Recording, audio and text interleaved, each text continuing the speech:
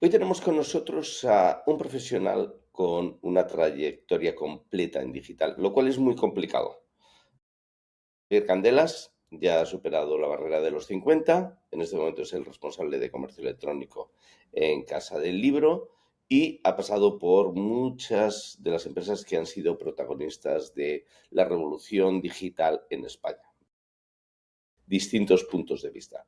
Bienvenido, Javier. Gracias. Muchas gracias, Isto. Bueno, la primera pregunta que me gustaría hacerte es, tú comienzas en el siglo pasado aquí.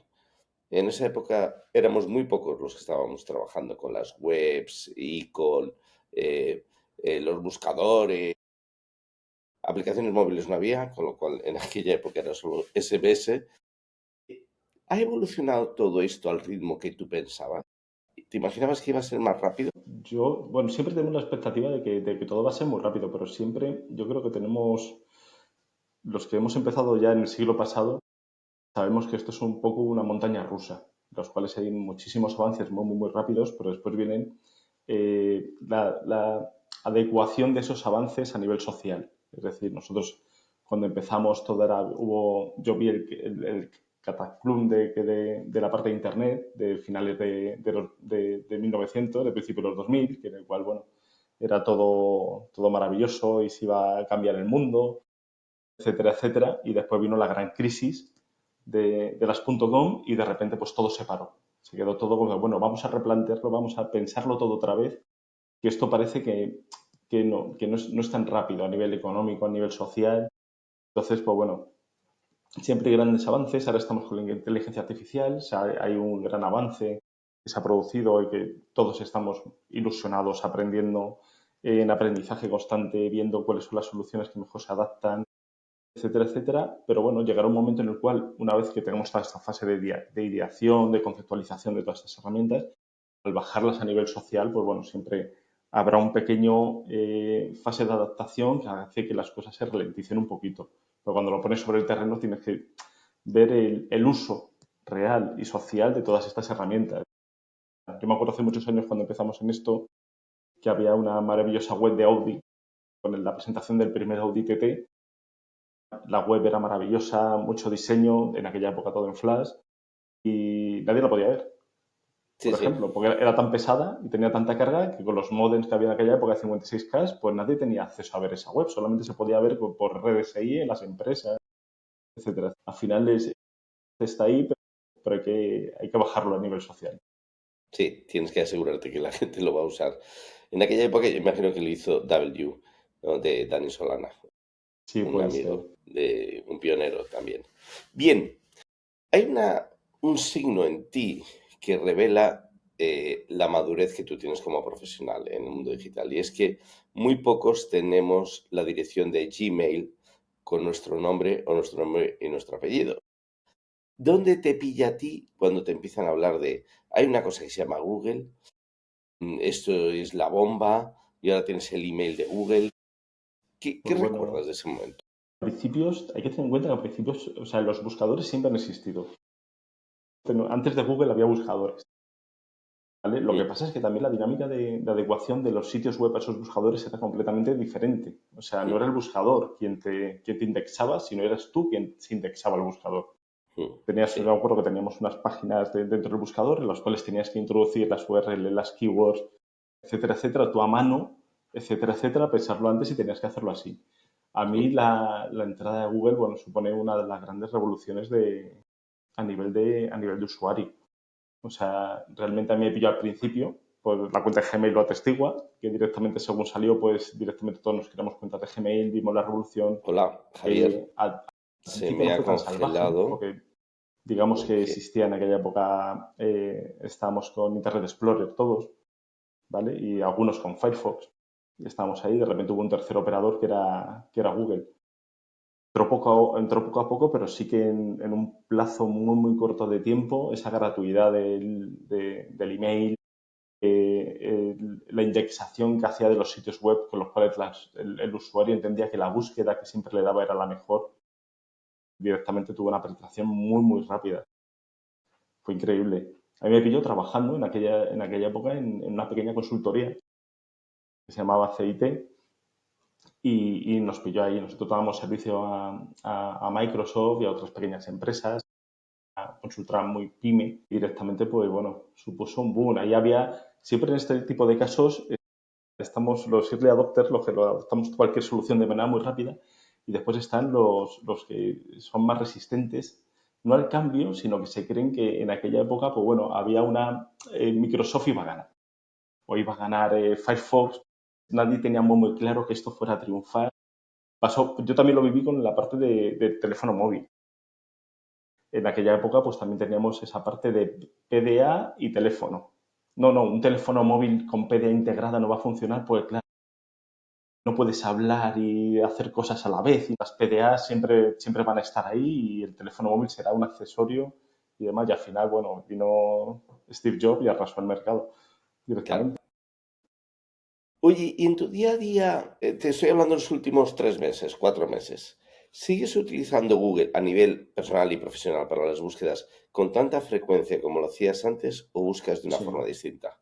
No, yo sigo buscando principalmente con Google. Bien es cierto que cada vez se incorpora más la parte de inteligencia artificial, ¿vale? Cada vez puedes buscar más por Gemini o por ChatGPT, más que otra cosa, pero buscas otro tipo de soluciones. Es decir, en Google buscas sitios web, y en la parte de inteligencia artificial buscas respuestas. Es un poquitín distinto, a lo mejor la dinámica de búsqueda que yo por lo menos hago en cada una de ellas. O sea, Sí, en un lado busco información o ampliación de información o más conocimiento, y en la otra parte pues sigo utilizándola para temas personales, las fiestas del niño. sí, Pásame en mi zona donde puedo celebrar el cumpleaños, y cosas de este tipo. Y para lo otro sí que busco ampliación de información, más información sobre cualquier tema en el cual yo estoy interesado en profundizar. entendido. De vuestras ventas es hoy búsquedas. Pues el principal, lo que pasa es que lo tenemos disgregado entre la parte de orgánico y no orgánico. Claro. Pero vamos, principalmente será el 70% de nuestras ventas vienen a través de buscador, ya Ajá. sea a través de SEO o a través de SEM. ¿Puedes explicarnos un poco cuál es la diferencia entre SEO y SEM? Bueno, digamos que una parte, ninguna de las dos es gratuita, eso creo Mm, que tenemos que explicarlo siempre, porque parece que la parte de posicionamiento de SEO siempre tenemos la idea, o no hemos sido capaces, yo creo, en 20 años de explicar a determinados estamentos ya dentro de la empresa que es una inversión y que hay que trabajarla, y que no es que te pones y directamente todos los resultados aparecen. La parte de SEO es la parte orgánica, es la parte en la que tú no necesitas ninguna inversión en publicidad, ¿vale? ujú. Entonces, pues bueno, históricamente era un posicionamiento que Google lo ponía siempre arriba, y con el avance de toda la publicidad en Google, año tras año, las búsquedas, digamos, inorgánicas, las búsquedas que no requieren inversión de publicidad, han ido cada vez bajando más, poniéndose más abajo en la lista de resultados.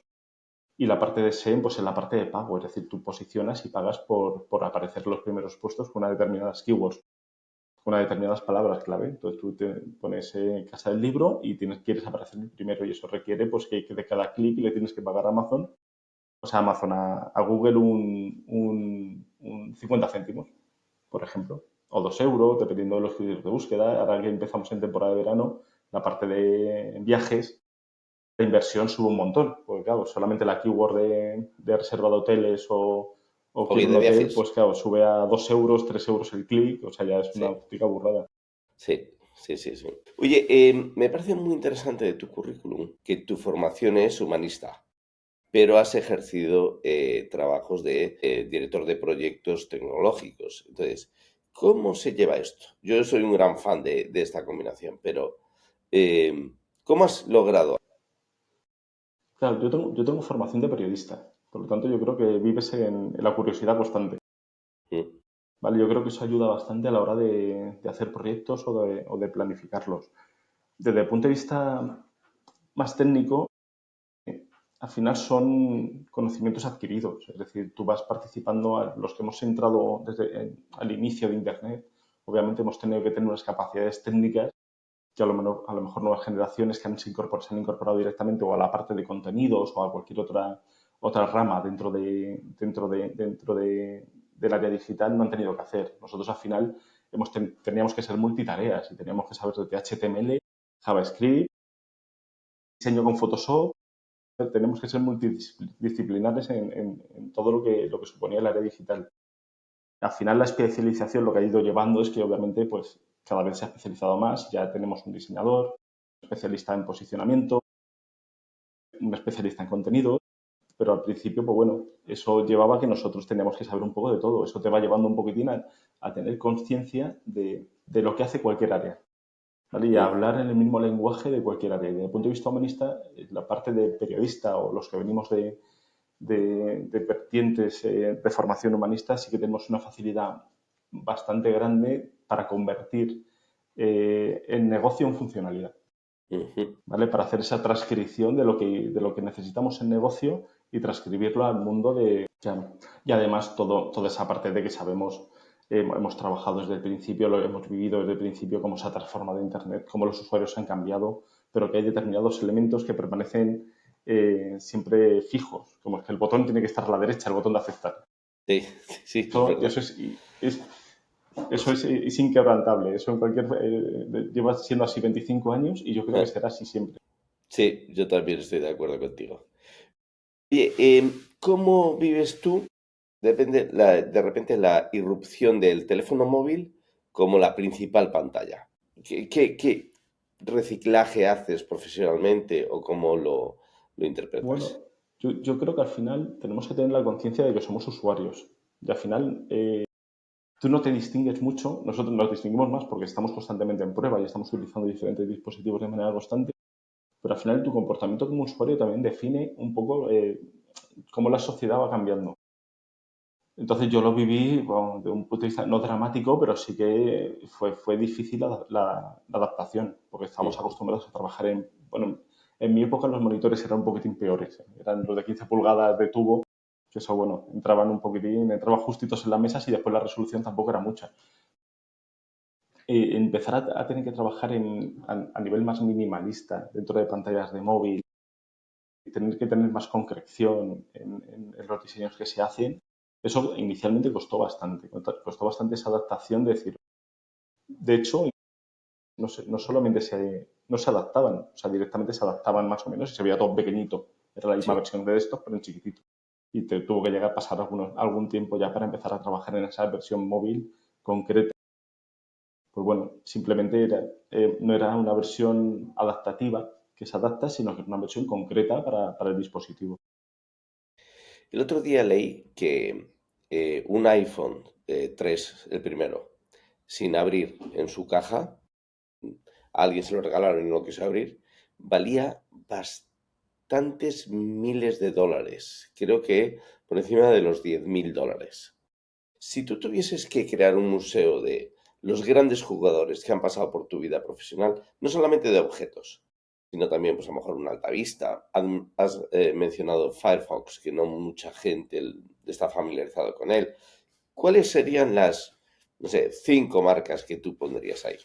O 5 objetos. Pues mira, yo, o sea, por trascendencia, ¿vale? Hablaría primero de Nokia, como primera interacción que tuvimos todos con los móviles, que aunque no eran digitales en aquella época, pero sí que supuso algo muy disruptivo, que es que todo el mundo pudiera tener un móvil. De eso viene ya después las olas que vinieron a posterior. Diría también que Palm, la Sí, empresa de PDAs, que también sí, fue absolutamente disruptiva en todo lo que hizo y después desapareció. Por supuesto, los iPhone, que eso sí. ya fue el cambio Mm. total en todo. Yo tengo, por cierto, tengo un 3 en Sí. casa, lo que pasa es que lo tengo sin caja, Ah, pues pero tengo todavía, guárdalo por si acaso. yo lo guardo por si acaso.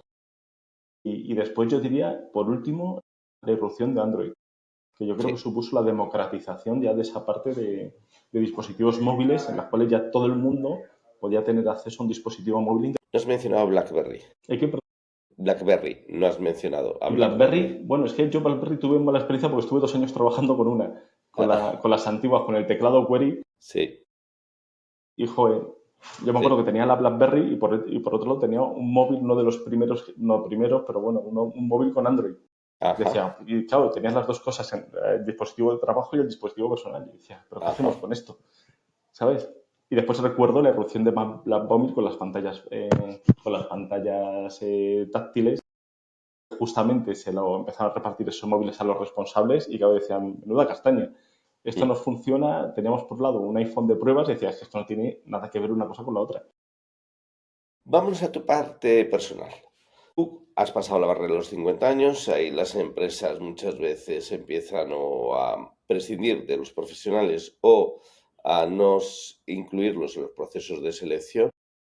¿Cómo es tu visión? En tu caso, siendo un experto en economía digital, con la altísima demanda que hay de profesionales, no debería ser ningún problema a tu edad. Pero, ¿cuál es tu percepción? Bueno, mi percepción es complicada. Lo que veo desde fuera un poco es que se apuesta mucho por el trabajo, por la gente joven, por los equipos jóvenes. Y yo creo que principalmente tiene una motivación monetaria, o sea, no tiene una motivación experiencial. Directamente yo creo que se está desechando en muchas empresas la experiencia, el grado de expertise y de conocimiento que se tienen las generaciones que empezamos con esto. Y yo creo que se están confundiendo, porque al final esa mezcla de experiencia de muchos años y gente joven, al final yo creo que es lo que hace y siempre ha hecho que todas las empresas funcionen. Pero no ahora, sino el siglo pasado, antes de la experiencia digital, en todas las empresas había gente muy senior que llevaba muchos años en la empresa y se iba nutriendo de gente cada vez, de gente joven que iba aprendiendo y avanzando. Pero al final la parte de experiencia, la parte, y esto en digital es muy importante, la parte de errores que has visto a lo largo de toda tu carrera, de empresas caer, grandes éxitos, pero has visto de todo. Has visto que todo vuelve.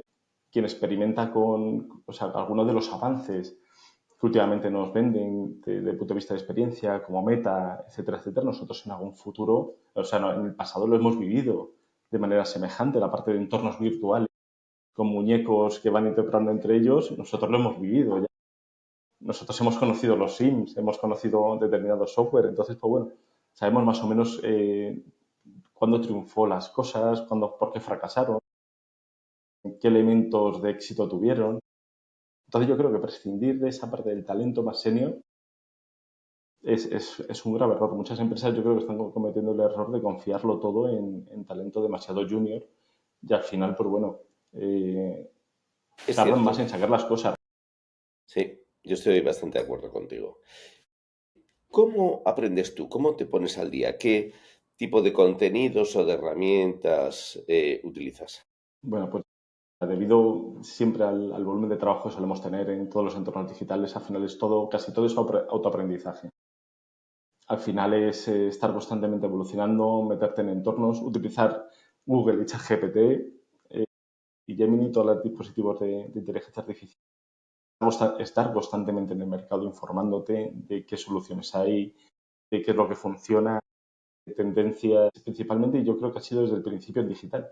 O sea, porque tú has podido hacer, yo he hecho un MBA, he hecho algún otro curso de digital que me ha venido muy, muy bien, pero al final de los elementos es autoaprendizaje y hay un elemento clave, es el aprendizaje entre compañeros. O sea, esa experiencia compartida dentro de las empresas creo que es muy importante para tener un conocimiento un poquitín más amplio de cada una de las áreas y de lo que hace cada uno de los departamentos. Estoy 100% de acuerdo contigo. Esa permeabilidad de experiencias y No. de descubrimientos de unos a otros.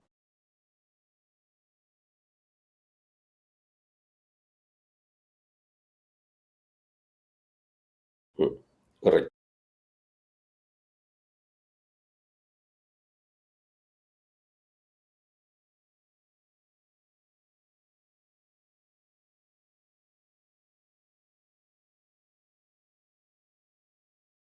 Cada semana pasa algo que te rompe un poco o tienes que interactuar o tienes que iterar o tienes que cambiar conceptualmente cosas que estás haciendo.